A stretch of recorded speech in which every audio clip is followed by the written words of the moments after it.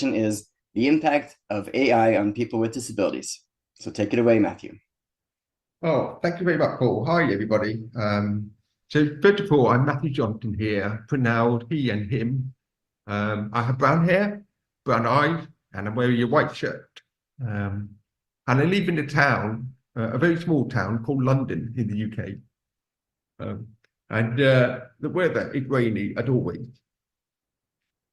So I just want to give you about the impact of AI on people with disability. I'm sure people know about it, but I'd like to cover.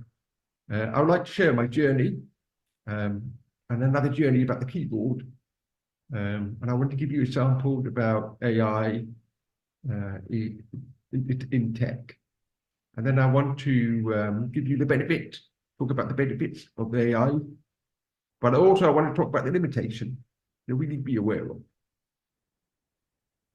And then I have a very small video, which I think is really good. If you've got time, you should watch it. And then we have Q&A. Thank you. So Paul already made an introduction, so I'm not going to introduce myself. So it's that I'm profoundly deaf, and I live free, and I mostly rely on caption for communication. So I really want to talk to you about the journey of hearing devices, because I was born deaf. So when I was a boy, a long time ago, I had body ache and actually had to wear a bra. They told me what colour to wear. It was either blue or white, and I chose blue colored boy. And I wore those body ache, very similar to those. They were slightly bigger than a cigarette package because of the batteries. And they had thick wire into my ear. They sort of amplify the sound to make them louder and blast it into my ears. Very uncomfortable. I had to wear I had to wear like a bra, carry the body ache. Looked like a suicide effect in those days. But and then, obviously, when the battery became more powerful, it became smaller. So we were able to put the hearing aid behind the ear. We need to call them ear level. I'm sure we still call them ear level nowadays. They were fantastic, much lightweight. I was able to cover them up so people didn't stare at me, because with the wire, people look at me. Who's this boy? You've got wires sticking down here. I felt very self-conscious. But now I had long hair and I could cover them up and nobody would know whether I was deaf or not. I had that for many, many years. Obviously, they became smaller, the battery became more powerful, the sound quality became better, so on. But it really hadn't significantly improved over 30 years, I would say, 30 years.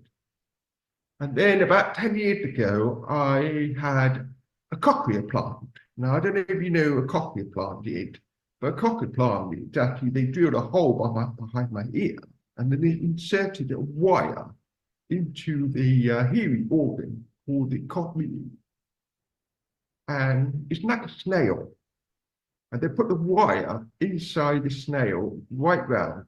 And on the wire, there are 16 electrodes. And each electrode emits frequency. Okay.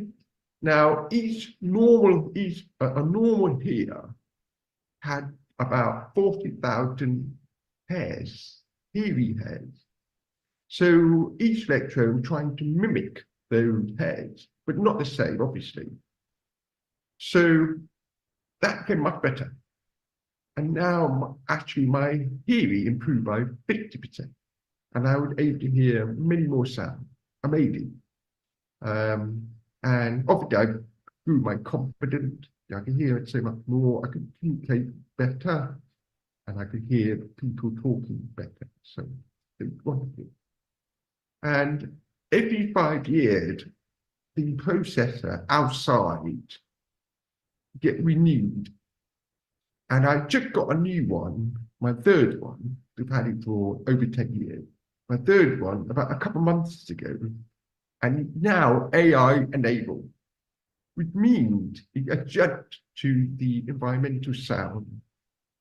Like when I'm riding on a bike, when I'm walking in the street, or when someone's talking to me, maybe in a noisy environment, in a restaurant, or there's a lot of echoes, and you're able to judge very quickly, and he really amazing, it does work. So what I'm trying to show you, the journey, how far it's come, and all of a sudden this AI now is involved in it hearing capability. Incredible. And I'm actually experiencing myself, and it does work. And I'm really looking forward to it. And of course, the AI will get customized for me, for my own personal needs, knowing what I need. So it's so good. And I've only had it for 2 months, but I'm already seeing the benefit of it. It's just fantastic. So very similar to the keyboard, which will affect many more people. So the typewriter was invented by the Italian guy about 250 years ago. He had a mistress, and she wanted to write love letters, but because she was blind, she couldn't write love letters. So he developed the typewriter so that she could type love letters to him. I loved it. It was very romantic. And of course, now we all have the keyboard. And we have the economic keyboard. And then now we have the software keyboard, which is AI enabled. For example, the Microsoft Twitch key, which is AI enabled. So it all memorize your pattern.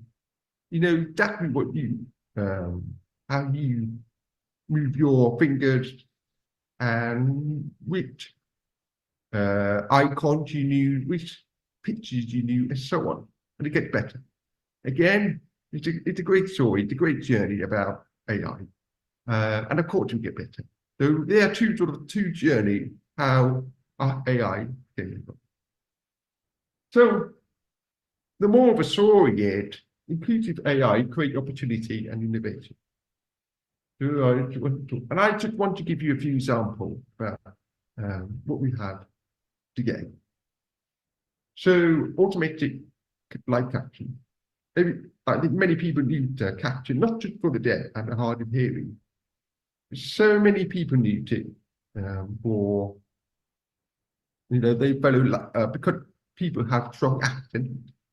It's quite hard to listen all the time. They have people would put caption on the television and so on. I would say about 3 years ago, the caption, personally, the automated caption were okay.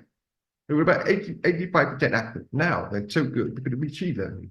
They're getting better all the time. It's so accurate. And I need my phone, which is it got caption on, and it's Google Pixel, by the way. I need it all the time because it translates speech to text. And so, like everybody else, I need the phone like everybody else, which is just wonderful. It's really the game changer for me. And then, of course, I say that live caption, again, you can translate to many different languages now. I'm trying to learn French myself, terribly, not good. But I do read in French. I try and listen in English, or vice versa. They speak French. I'm trying to listen in French, but read in English. And it's just brilliant. It's really, again, very accurate. And now it's the other way around. It converts text to speech, which is incredible. It's just fantastic. It is new. So again, it's another wonderful AI technology that helps so many people.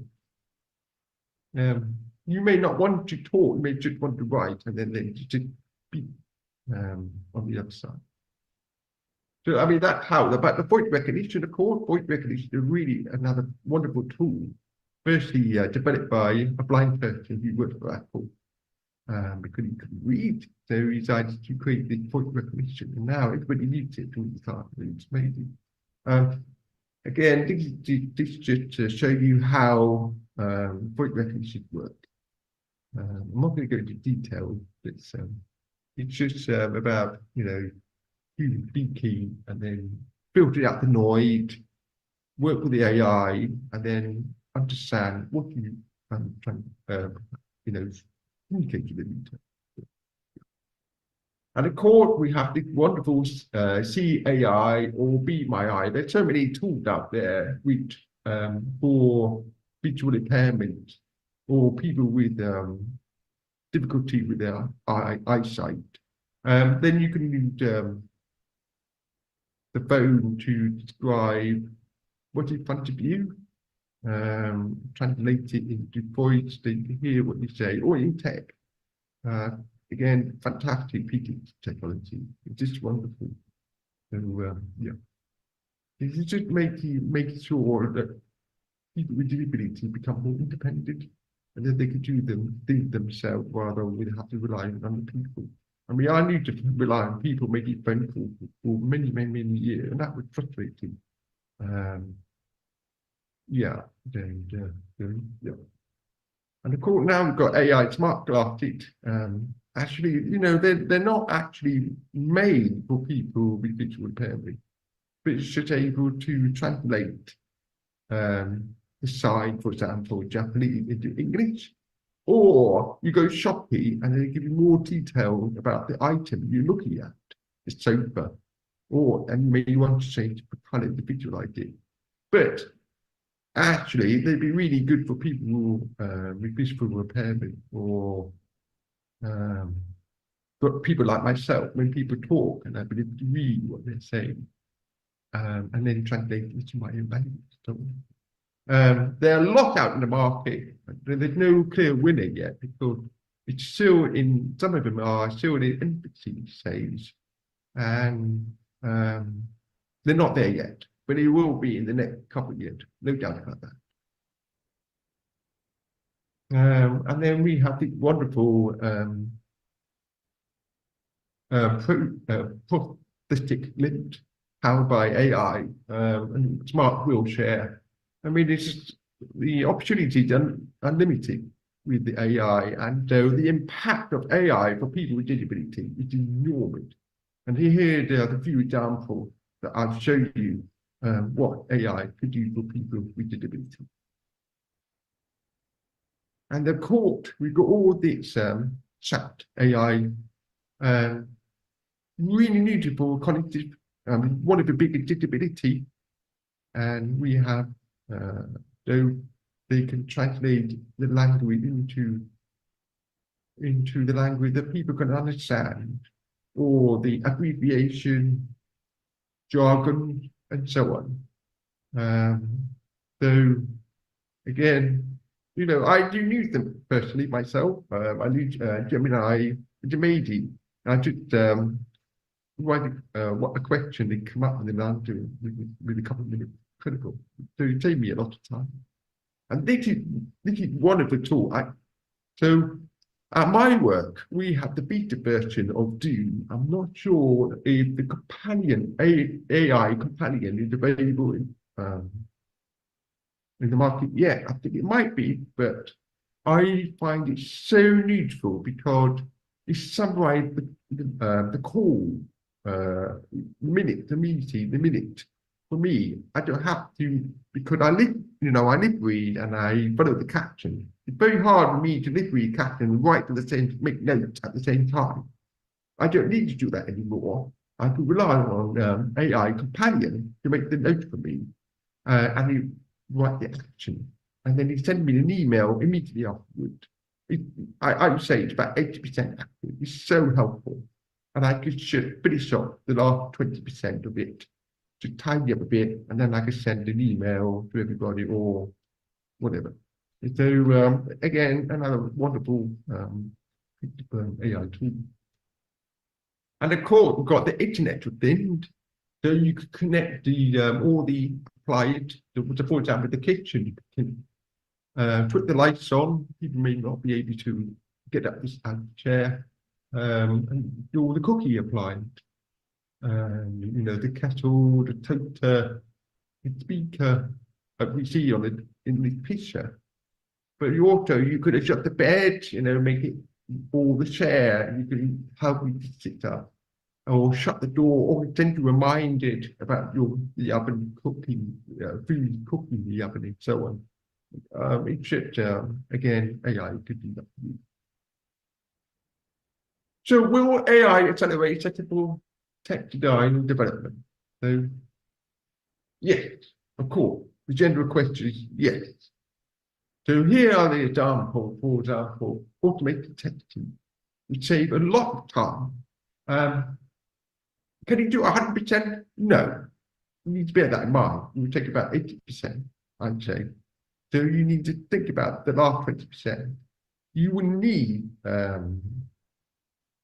real people who have accessibility to complete the last 20% or whatever to make it 100%.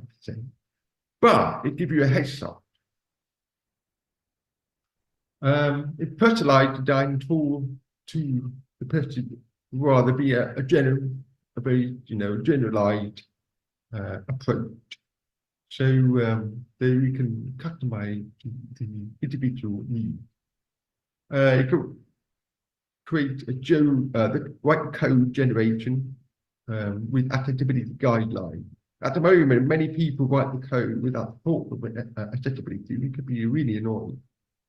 But AI could help you to do testing around accessibility so that the code is much better. Development of new advanced accessibility features like the web browser. It could AI. I mean, in the previous call, Craig van der Heijden, he was talking about that the web browser eventually in the future could customize to own needs by following your pattern and so on. So I thought that's pretty cool, really cool. So that will improve the understanding of the user interaction, identify your needs and inform the design decision. And of course, if we have alt text, we need to give a description about the alt text for people with visual impairment. It's quite not cumbersome, but it adds some work to have. If you have lost a picture, you have to give a description exactly what the image is about. Well, of course, AI, you can use AI to do that for you. You write a description, so it takes time. So here's an example. This list is not complete, but it should give you an idea how AI could do you. Of course, the buts. Like I said earlier in the call, AI is not perfect. So this is something we need to be aware of, and that's what I want to go through. AI had its limitation. It's not perfect. Nobody's perfect, including me. I'm not perfect. So that's something we need to bear that in mind. Remember, human created the AI, so it can never be perfect because we are not perfect ourselves. So here's a few examples that we need to be aware of. AI will not make your website 100% perfect. For example, the automated testing tool. Like I said, it's 80-20. You need to have real people with disability to be able to complete or make it 100% compliant. And it's a myth that you can rely on AI for all your accessibility needs. It's there, fantastic. It's done so much, but just bear in mind, it doesn't do everything. So we need to see the chat group, the chat AI, Gemini and OpenAI, all that. We need to take with a pinch of salt what he's saying. We need to make sure it's correct, it's factual. We need to double check, make sure.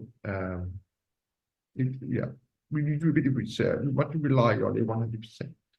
But we can ask the question, and it can give you the answers, and then you should use your judgment whether it's correct or not. But it does help you to kickstart something, but you should use your own research to make sure that it's accurate. Of course, AI could be biased, and that's something that's really important. I'm very, for me, 100% inclusion is so important. It's not just for people with disability. It's about for everybody. Inclusivity, accessibility is for all and not just for people with disability. It is really important. And AI could be distributed. This is something that we maybe need about identifying people wrongly, incorrectly. So that's something we need to be aware of. So how do we address the limitation? We need to make sure the data is inclusive for data collection. The more inclusive it is, the more accurate it is, and to ensure fairness and avoid bias. Strong ethical framework to guide the development and the development of AI for good. So when you develop the AI, you need to make sure you use transparency is another good one to ensure accountability and trust. We still need to get human involved. Thank God for that. We shouldn't let AI to do everything for you.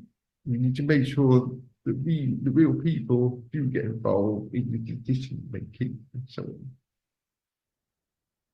And accessibility of tools, we need to make sure people with disability actually are inclusive in the development process. Otherwise, it can't be inclusive or accessible. It's just not possible. Because, some people say, okay, I'm going to pretend to be blind. I'm going to wear a blindfold, blindfold myself. We all know that it doesn't work. And same with people say, right, I'm going to put earplug and I'm pretending I'll be deaf. There's a spectrum of people with hearing impairment. There's a spectrum of people with visual impairment. And of course, there's a spectrum of diverse folk and so on. So this is something that we need to bear in mind. And when you are a developer developing all this, it's really important that we follow those guidelines. Again, I mentioned, just use your judgment with the issue of suggestion. Just bear that in mind. We do need human expertise and oversight. We need to make sure it's consistent. All the bias. We just need to be aware of. We don't know or how, where it drive the answers. So again, I like to remind you, yes, it's good to have the answer or from AI, but further research, your own research to make sure it is accurate, it's truthful and factual. Pollinate, detect the issue and give you a sub-optimal recommendation. Again, rely on AI too much. It may not be accurate. So as a reminder, AI is not perfect because it's developed by people, and we are not perfect. So it's just something we should be bear in mind. So that's why I put this really loud and clear. AI and tech exist, but do not substitute. It is really important to bear that in mind. I mean, you have to prove enormously the life of people with disability. But they do give up a much richer, superior experience and give up a lot more independent. So that's something that AI does nowadays. Now, I realise we've got plenty of time. So can I play a video, Paul? You could, I think, listen now. So you put it a thumb up. I'm going to play this. I love this video. It should show on the BBC, which is in a sort of a television channel in the UK. I think you might have heard the BBC World Service. And this is just for 3 minutes. I think it's worth watching. It's just fantastic. Talk about this person with the link, but it's AI enabled. So I'm going to play now, and hopefully you can hear it. Now, Sarah, you have a truly remarkable story. Will you share that with us? Yes, of course. So just about 12 months ago, I was in a terrible train accident, and as a result, I lost my right leg below the knee, and I lost my arm above the elbow. Oh, wow, that's incredible. And so you've been fitted with a prosthetic arm. Those are nothing new, but what makes this one special? So this one's pretty special because this is what we call a bionic arm, and it's powered by artificial intelligence. Okay, now I understand at this point you've got a party trick to show us involving a can, is that right? Yes. Well, the first thing I wanted to show you is that I've got a movable wrist that can turn all the way round. And then it's got a little bit of power as well. So let me try to crush this can for you. Oh, oh, oh. Okay. It does work. That really is quite a party trick. So how does your arm know how to do that? Well, basically, the way it works is that I think about the movement that I want to make, and I twitch a series of muscles, and the muscle twitches are being recorded by 16 electrodes that are positioned inside the socket, and then transform that into electric impulses that run through the forearm and powers the Covey hand, my bionic hand. Okay, and where exactly does the AI come into the picture? So the AI is a lot of data recording. It's basically every time I use the arm, every time I make a movement, it records it. It starts to learn how I use the arm, and it starts to predict the movements that I want to make, including rotating it like that. I could watch that all night. Okay, so the AI is being trained on your body, but is your body and your brain, are they adapting to the AI? So I did have a lot of training to understand, because it's very different to think about a movement, and it's more difficult to control it when it is bionic. But when I take the arm off at night and I recharge it like an iPhone, then I miss it. How would your life have been like without this arm? Well, I have to say that this world is being designed for people with two hands, everything. Think about the zipper on your coat, for example, or on your bag, on your rucksack. Think about a parcel, a packaging. For everything, you need to have two hands, one to hold it down and the other one to rip off the lid on something. And with the arm, it helps. Okay. Now, this technology is evolving. AI is moving very fast. What do you hope this arm is going to be able to do in the future? So I really hope that this is going to evolve, become even more performant, because the idea is that at the moment it takes me about 10 seconds to think about a movement and then execute it. That's the AI part that hopefully will reduce that time and become instantaneous, like my other hand. Okay, so as the AI gets better and better, that's going to help you in your life. And I really dream that one day I can go back to riding a bike, and if I'm lucky, maybe I can drive a car again. Okay. Sarah, that is a truly remarkable story. Thank you so much for sharing it with us. Thank you, Sarah. I think it's wonderful. So I can relate to that with my cochlear implant, because it's AI enabled. It's pretty impressive. Like I say, I've only had it for 2 months, and already I'm reaping the benefit, because it's able to adjust to the environment I'm in very quickly, and it will get better. And I really look forward what you can do in the future. Because I love music, for example, and I would love to able to think that the AI will help me to able to enjoy and listen to the music much more. Now, Sarah, you have a truly remarkable I need to go to the next one. story. Now, Sarah, I don't know how to go to the next one. Oh, I don't know. Here we are. Thank you. So I'm going to drop Cherry, my green, and then hopefully you can see me better. So half an hour rather than 40 minutes. So I hope you enjoyed what I've covered and the impact of AI on people with disability. So thank you. So if you have any questions, let me know, please. Over to you, Paul. Yes, very good. And in fact, we do have some questions, and I'm looking forward to getting your take on what the people have said. So just going to some of the questions that have come through so far. One person asks, how are others balancing privacy risks with AI captioning and recordings of meetings? For example, I've seen security teams that want to ban meeting recordings and auto captions to avoid internal information going to external servers. Is anyone else facing these challenges? So what's your take on the privacy and security side of AI, particularly with captions and transcripts? It's a great question. So one, the tool that I mentioned about the AI companion on Doom, it does not store the transcript anywhere. You listen to it, and then you summarize it and send it to you by email, and then that's it. It does not store in the cloud or anywhere. So that's one. Secondly, did he keep a copy of his transcript of the conversation? Yes, he did.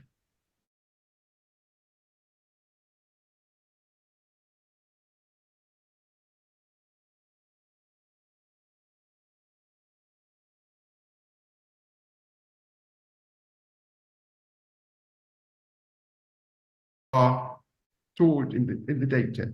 So both of them are, I mean, the privacy law, depending which country you're in, apply to the caption as well at the point. All right. And it's true, there's always going to be a trade-off between accessibility and privacy. That's just the nature of the problem. Yeah, yeah. So I mean, I would very well, I'll give you a perfect example of my reading. So I've got the Google Pixel phone which automatic translate speech to text on phone call, and at the beginning, he gave a legal disclaimer to tell the caller, to warn the caller that the voice were going to be, that the speech were going to be translated text. And I went back to Google and I said, why are you doing that? Why are you warning the caller that you're going to translate the speech to text?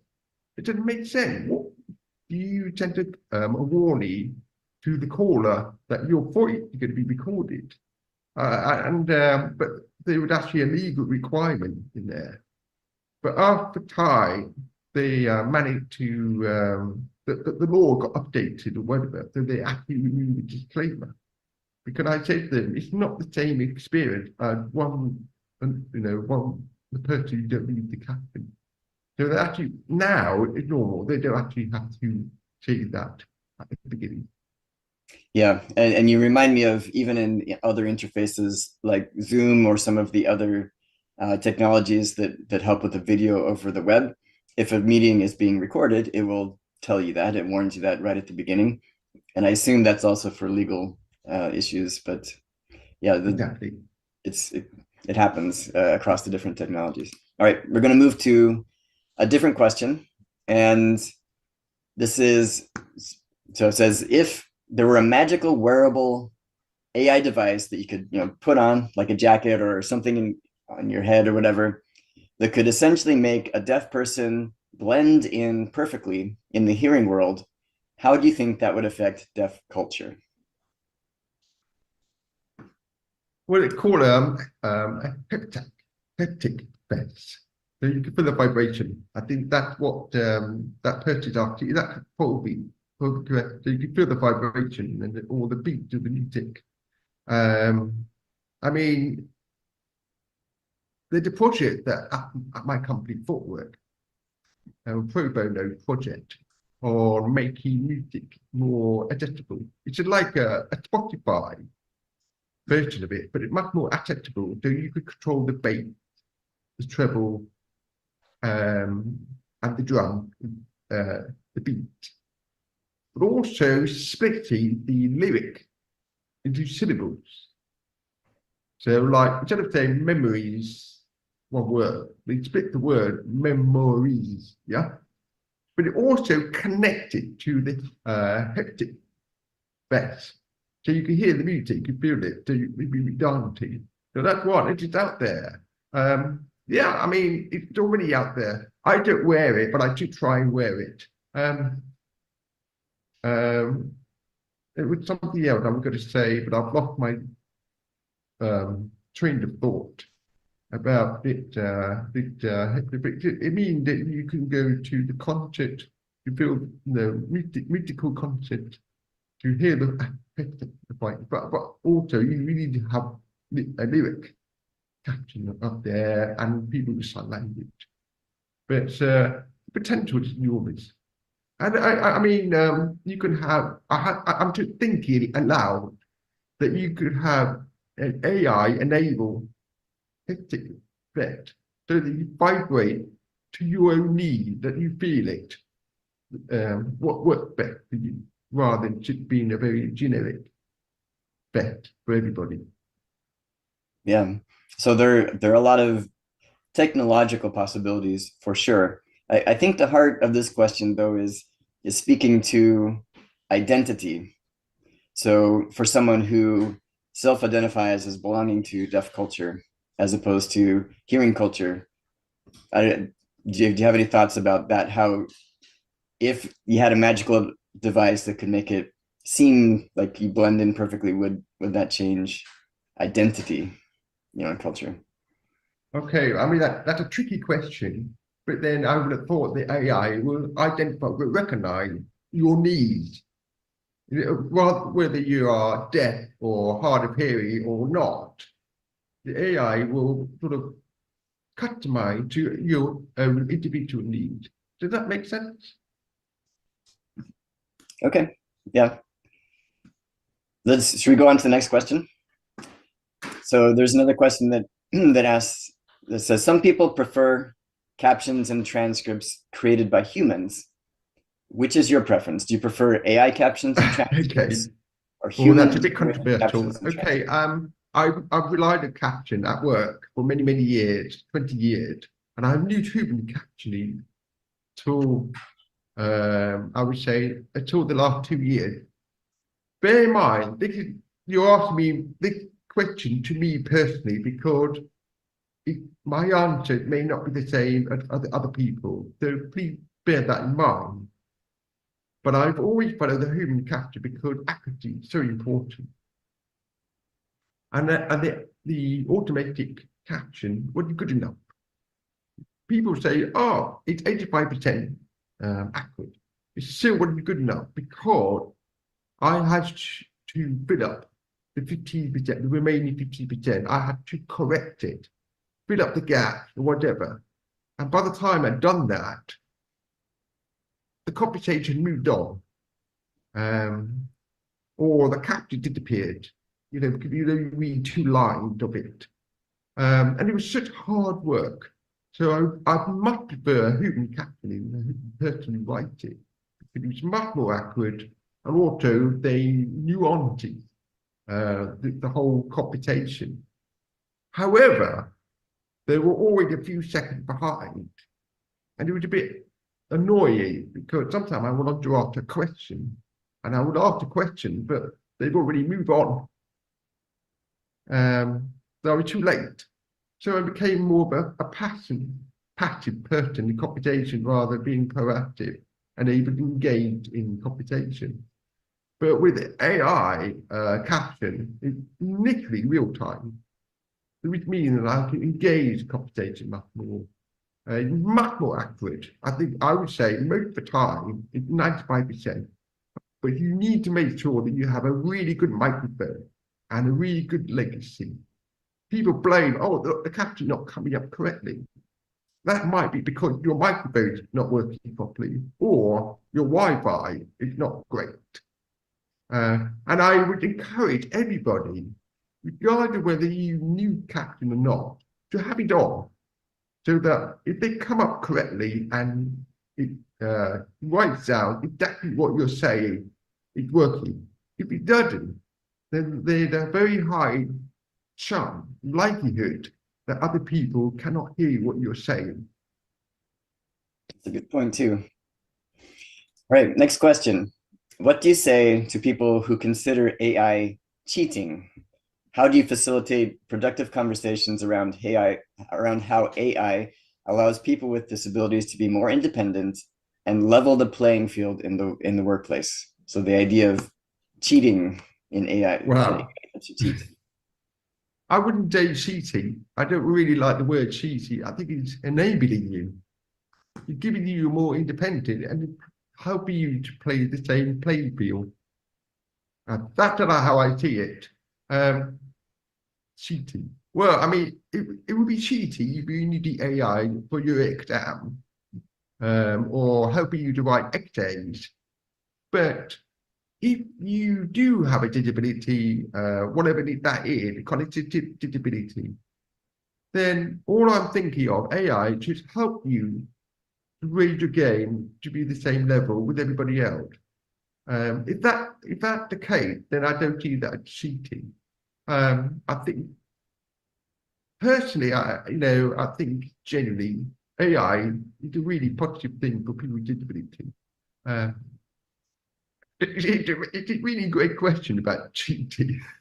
But I just don't see that word. Yeah.